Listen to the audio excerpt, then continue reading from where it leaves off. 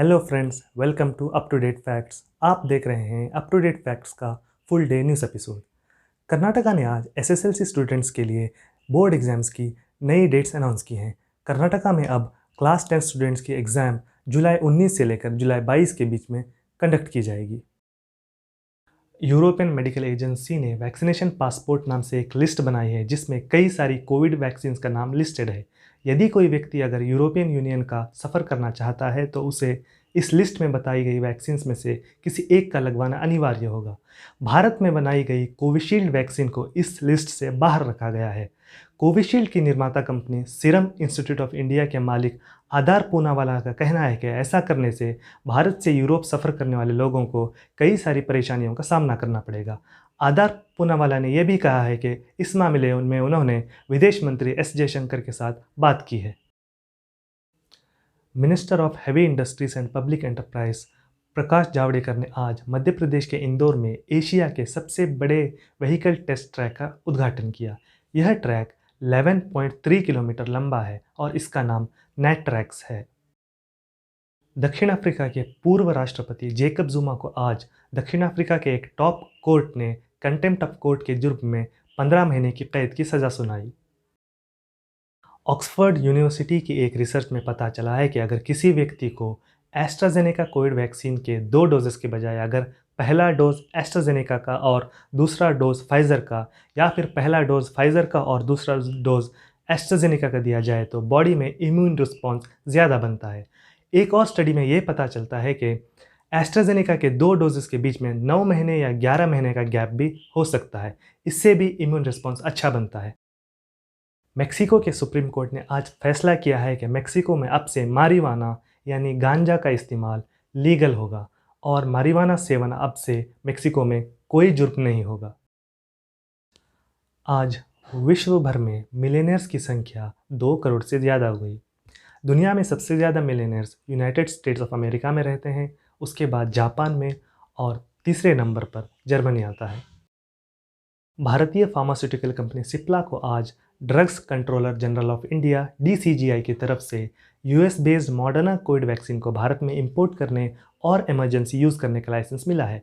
इसी के साथ साथ मॉडर्ना भारत में आने वाली कोविशील्ड कोवैक्सीन स्पुतनिक के बाद चौथी कोरोना वैक्सीन है।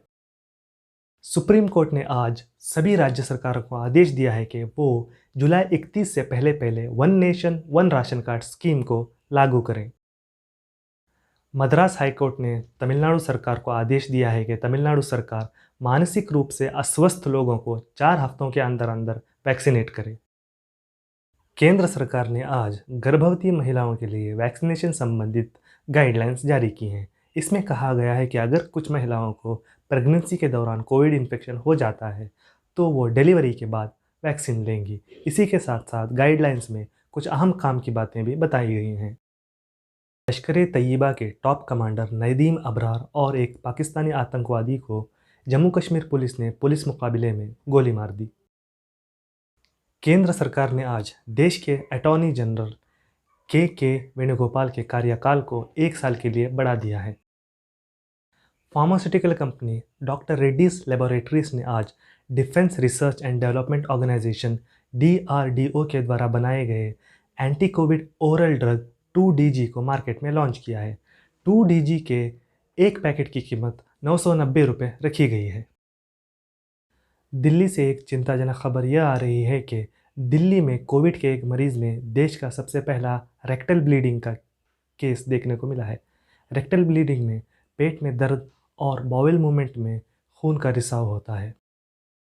नीति आयोग ने एक रिपोर्ट रिलीज़ की है जिसमें बताया गया है कि देश में नॉट फॉर प्रॉफिट हॉस्पिटल्स कैसे काम कर सकती हैं।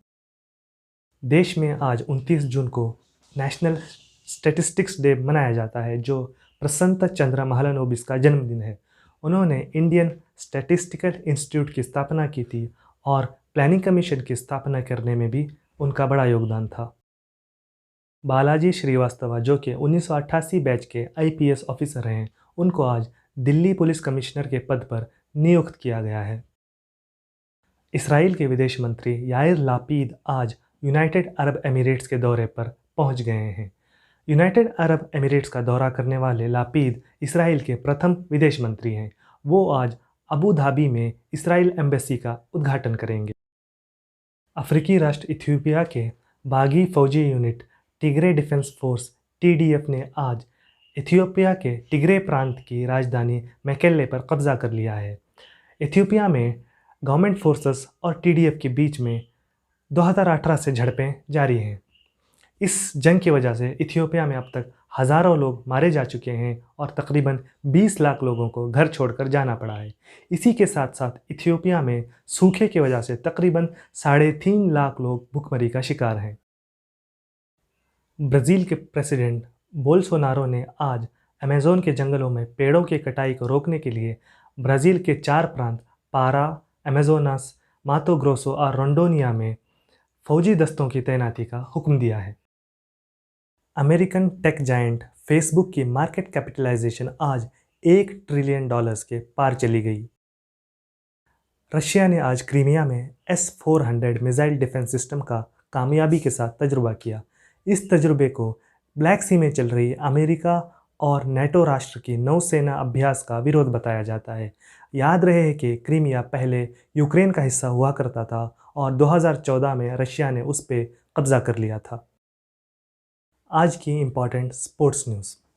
यूरोप में चल रहे यूएफा यूरो 2020 के आखिरी 16 का एक मुकाबला आज ड्रॉ हो गया। इस मुकाबले में फ्रांस और स्विट्ज़रलैंड दोनों ने 3-3 गोल किए। उसके बाद पेनल्टी शूटआउट में स्विट्ज़रलैंड ने फ्रांस को 5-4 से हरा दिया। इसी तरह और एक मुकाबले में स्पेन ने क्रोएशिया को 5-3 से हरा दिया। इसी के साथ स्पेन और स्विट्ज़रलैंड क्वार्टर फाइनल में पहुंच गए हैं। बेल्जियम के टिम मेर्लियर ने आज टूर डी फ्रांस के तीसरे स्टेज को जीत लिया। टूर डी फ्रांस साइकिलिंग का दुनिया में सबसे बड़ा इवेंट माना जाता है। आज की बिजनेस न्यूज़। सेंसेक्स आज 185 पॉइंट नीचे गिरकर 52,549 पे बंद हुआ और निफ्टी 66 पॉइंट नीचे गिरकर 15,748 पे बंद हुआ। गोल्ड प्रति 10 ग्राम आज 46,394 पे ट्रेड कर रहा था और सिल्वर प्रति केजी 66,977 पे ट्रेड कर रहा था।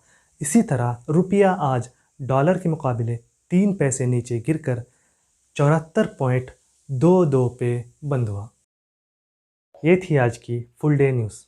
अगर आपको हमारा काम पसंद आ रहा है तो हमारे चैनल को लाइक करें, शेयर करें और सब्सक्राइब करें और बेल आइकन को प्रेस करें। धन्यवाद।